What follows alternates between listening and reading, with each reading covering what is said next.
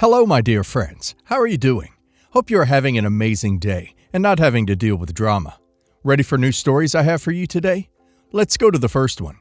And don't forget to listen to the end of the story, guys, to hear my insights. Enjoy the stories, and don't forget to like and subscribe. And of course, don't forget to leave a comment. My sister Kristen just got married this week to her husband Jacob. Naturally, you'd expect her to be floating on cloud nine, enjoying every moment of her newlywed bliss. But things haven't quite gone that way for Kristen. Rather than soaking in the excitement of this new chapter in her life, she has been blowing up my phone for the past few days. You see, Kristen had sent an invitation to our mom to be there on her big day, but there was one notable catch. Mom was not allowed to bring a +1. Context: our parents got divorced when we were pretty young, and ever since then, family dynamics have been tricky to say the least. Growing up, my parents' marriage was nothing short of a nightmare. They fought constantly. As the oldest child, born just a year into their marriage, I had a front row seat to all of it. I have witnessed both my mom and dad at their worst. Their arguments were intense, filled with anger and bitterness, and as young as I was, I understood that something was deeply wrong between them. Kristen, my younger sister, came along 4 years later, and by that time, I had already seen and heard far more than any child should have. Kristen, being the youngest, was naturally frightened by the chaos in our home. The shouting, the slamming doors, and the constant tension. It was a lot more terrifying for her. While I was more used to it, hence as her older sibling, I felt it was my job to protect her, even though I was still just a child myself. Whenever our parents would argue, I would try to shield her from the worst of it, distracting her with toys or stories, anything to take her mind off the screaming match going on in the next room. I remember holding her close whenever she'd get scared or nervous, telling her everything would be all right, even when I wasn't sure if it would be. As you can guess, I don't really like talking about this part of my life. It's painful, and honestly, I've tried to push a lot of those memories to the back of my mind. It wasn't just the verbal fights in our home that made it so unbearable. It was also how my dad would sometimes get violent, especially when he was drinking. I've lost count of the times I saw him hit my mom or use a belt on her, his anger completely out of control. He would lock her in the bathroom and refuse to let her come out until the early hours of the morning. Our mom, as much as she could, tried to protect us from it. When she knew he'd be coming home in one of his crazy moods, as she sometimes called it, she would wake me up and tell me to lock my bedroom door, to take care of Kristen and keep her safe during those nights. Even though I was scared too, I would try to stay strong for my sister. I'd hold her in my arms, praying that somehow this would all end and that our mom would be okay. Those nights felt endless, and they left such emotional scars that I don't think ever fully healed. However, one of the hardest things about living with my dad was how he could switch between being a monster one moment and pretending everything was fine the next.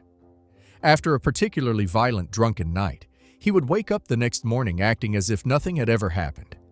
He'd go about his day talking to us normally, as though he hadn't been screaming, hitting, or locking my mom in the bathroom just hours earlier. It was maddening. And if my mom ever tried to confront him about his behavior, about the beatings, the yelling, or the way he treated her, he would act like he had no memory of it. He'd blame the alcohol, or just flat out deny that anything had occurred, and give excuses like, "I don't remember," or "I don't think I behaved that way." To make matters worse, if mom ever brought up divorce, he would then start following up with false promises. He'd swear up and down that he was going to change from that day forward. He'd promise that he was done drinking, that he would stop hurting her, but those words were hollow. It was all part of his manipulation. He never followed through on any of those promises. The cycle would just continue. Another night of drinking, another outburst, another morning of denial. And for my mom, it must have been soul-crushing to hope, even for a moment, that maybe this time her husband was going to change, only to be let down again and again. If you're wondering whether my dad had some sort of mental disorder that made him act the way he did, I wish I could say yes, because that would have given us a way to understand his behavior. Maybe even a bit of clarity or closure. But the truth is, he didn't have any diagnosable condition that we knew of. He wasn't suffering from anything that could explain the years of abuse. He was just a deeply narcissistic, manipulative person who seemed to take some sort of sick pleasure in causing pain. especially to my mom. It wasn't about mental illness. It was about control and cruelty. I think what finally made my mom leave Dad, the moment that broke everything, was the day when he raised his hands on me. She had endured so much abuse herself, but when it came to us, her children, she had a limit. That limit was crossed when she had to attend her mother's funeral. She couldn't take us, me or Kristen, with her because we had school the next day, and she didn't want us to miss it. Before she left, she had talked to Dad repeatedly, pleading with him not to drink for just 2 nights while she would be away. It was her mother's funeral after all, and she couldn't handle the added stress of worrying about us on top of everything else. My dad, of course, had no interest in attending the funeral with her. Begrudgingly, he agreed to stay home and take care of us. However, the very first night she was away, he came home drunk. I was asleep in my room when he stumbled in, reeking of alcohol, slurring his words. He started yelling at me, asking where Mom was, clearly too drunk to remember that she was at the funeral. My heart was pounding in my chest, and I tried to answer him calmly, my voice shaking. I told him that Mom was away at the funeral, but he was staggering around the room, knocking things over and kicking furniture, completely out of control. I was terrified that he would wake Kristen, who was sleeping next to me. So, in a shaky voice, I asked him if he could keep it down and get out of our room, as he was starting to scare me.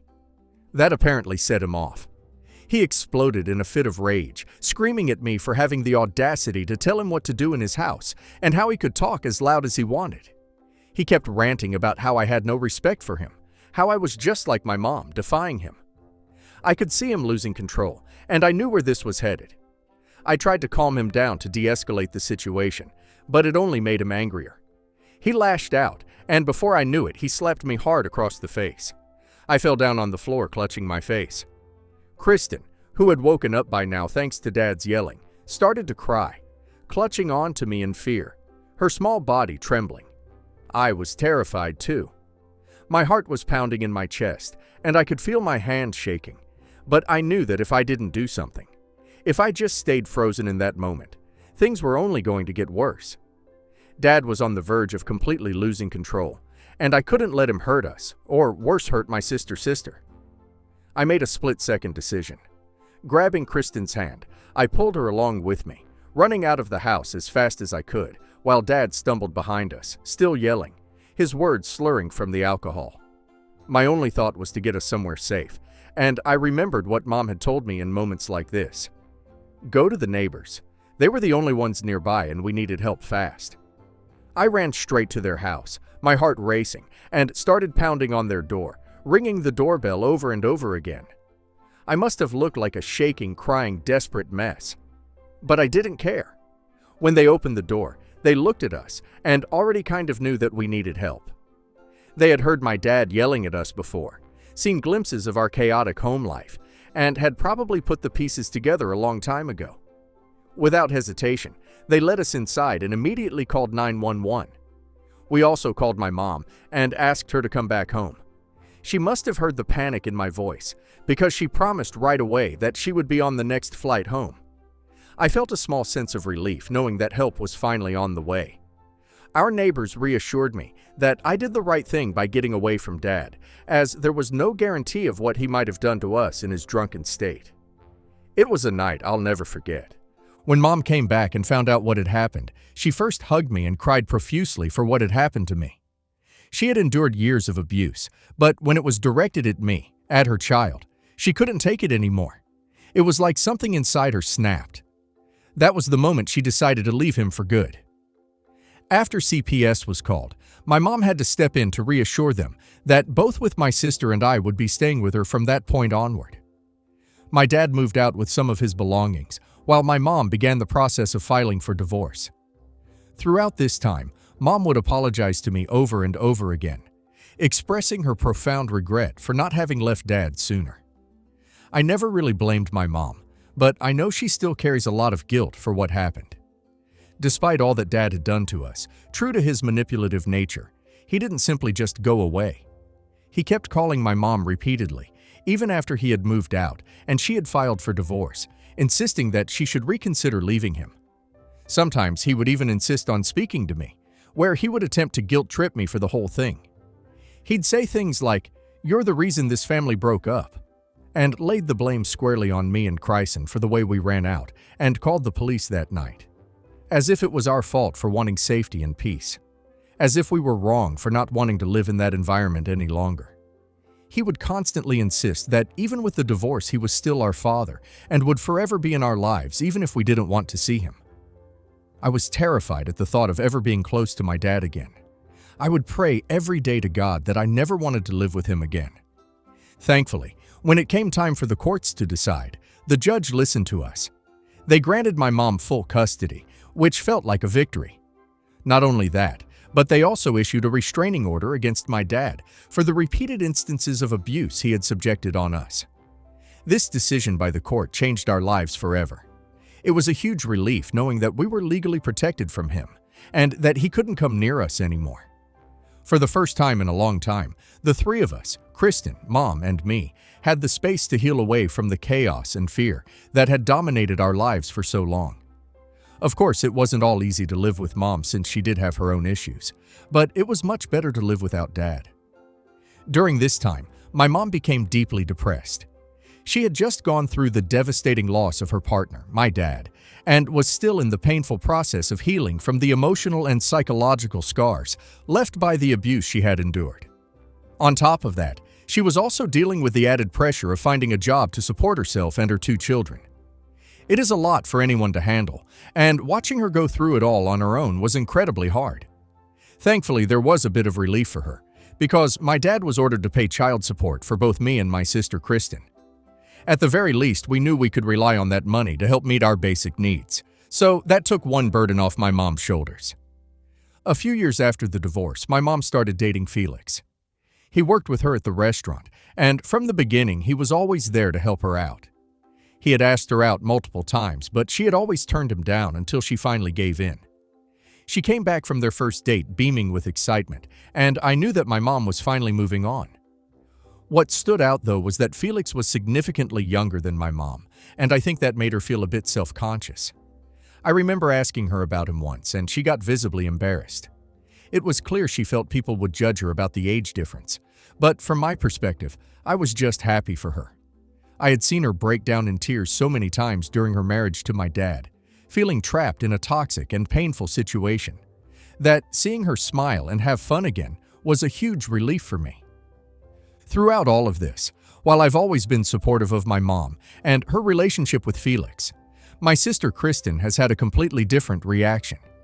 In fact, she hates Felix with a passion, and it's not because he's ever done anything wrong to her. Her intense dislike stems more from the idea of our mom moving on and being with someone other than our dad. For some reason, Kristen has always held on to this twisted, almost idealized belief that our mom and dad were destined to be together, like they were soulmates or something. Despite everything that happened between them, she somehow expected that after a few years apart, they would eventually reconcile and get back together. I've thought a lot about why Kristen feels this way, and I honestly believe most of it comes from the influence of our dad. I blame him for planting these ideas in her head. Even though I haven't seen much of him over the years, Kristen continued to visit him from time to time after the divorce, whenever he would make some time for her. It wasn't a regular thing, but when she did see him, it seemed like he took those opportunities to manipulate her thinking. He would tell her that he was changing or improving himself for the sake of the family, and that he would eventually get back together with our mom.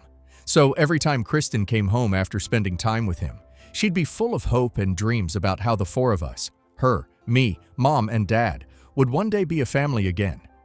It was hard to hear her talk about it, because deep down I knew it was never going to happen. I tried to reason with her, tried to explain that the relationship between Mom and Dad was over for a good reason. But she was completely convinced that our dad still loved Mom, and that only he deserved to be with her. However, none of the fantasies Kristen clung to ever came true. As time went on, and Felix became a bigger part of our mom's life, it became clear that Mom had moved on for good. I think that reality, seeing Mom happy with someone else, shattered the dream Kristen had been holding on to for so long, and that's where her grudge against Felix really stems from. In fact, 4 years ago, Felix and my mom finally got married. It's been amazing to witness the transformation in my mom's life, seeing her go from being in such a dark place to finding happiness and stability with someone who truly cares for her.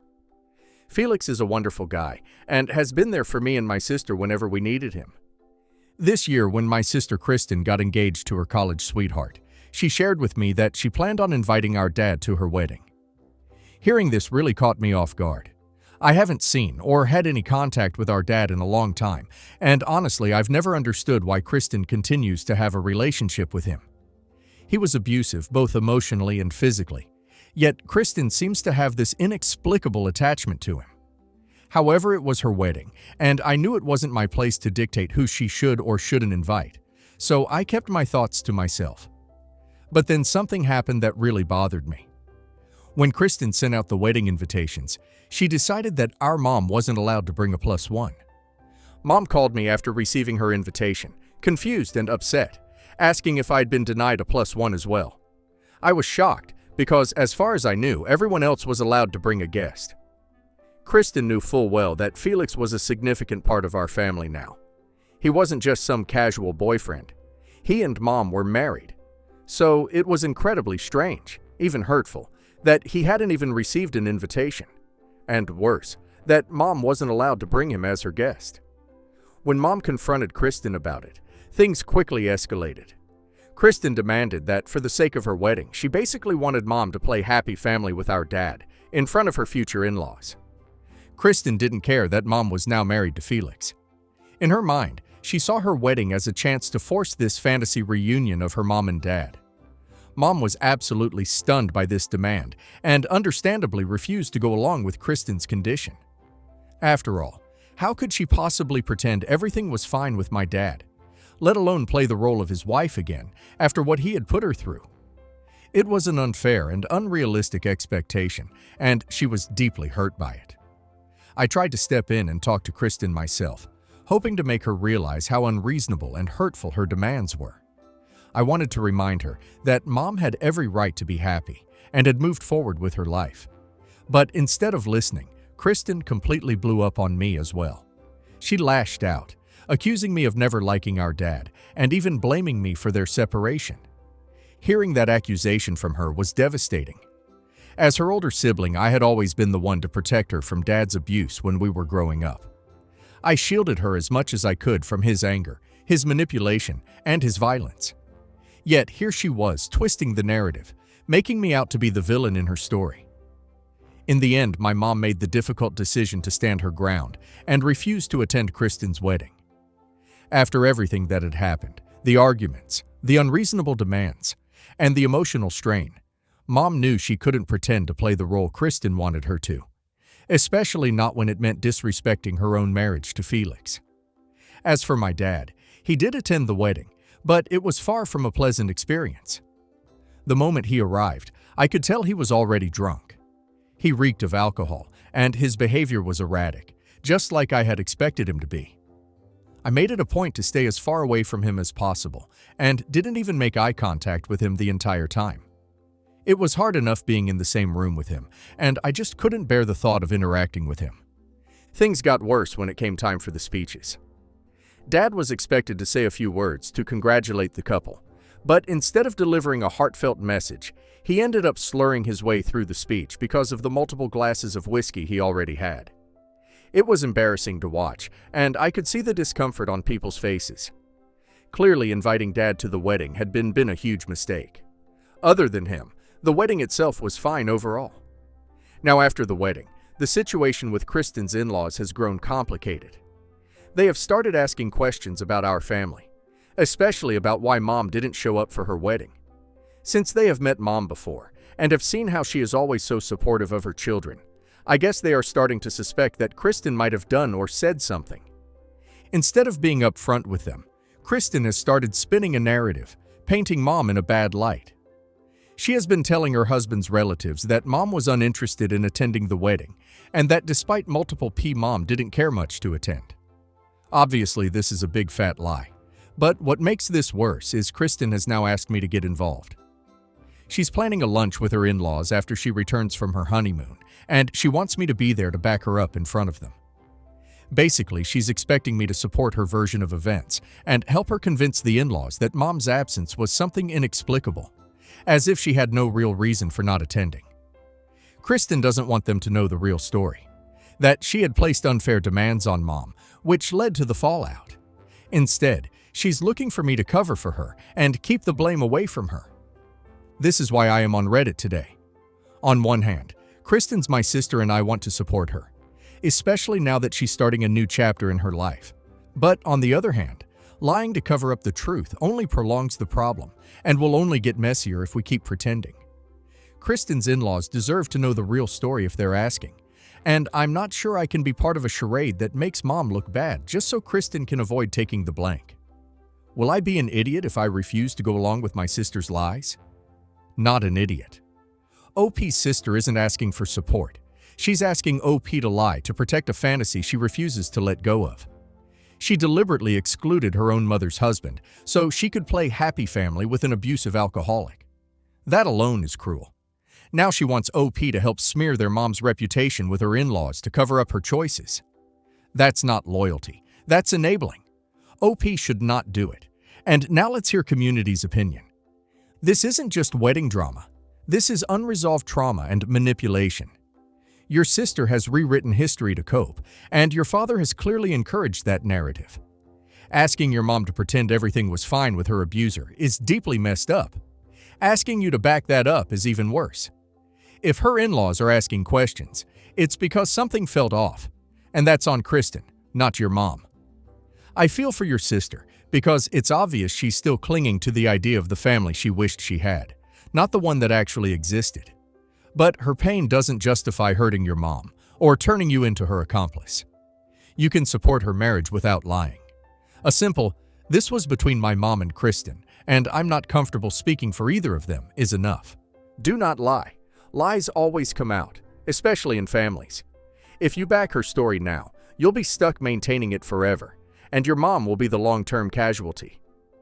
Kristen chose this path, inviting an abusive father, excluding a supportive stepfather, and demanding emotional theater.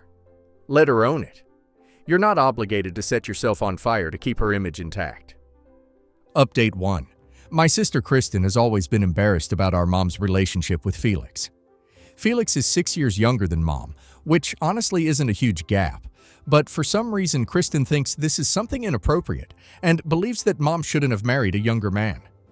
Also, the truth is that Kristen has never really told her in-laws that Mom and Felix are married.